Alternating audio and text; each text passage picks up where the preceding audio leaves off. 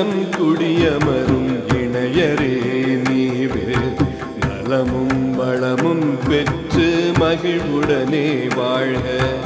அன்பும் பண்பும் 16 சிறப்புடனே பெருக.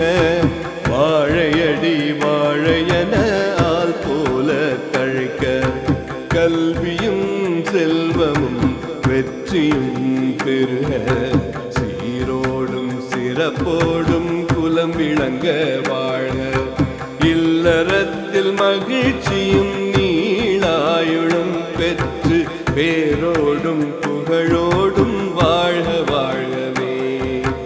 இல்லறத்தில் மகிழ்ச்சியும் நீளாயுளும் பெற்று பேரோடும் புகழோடும்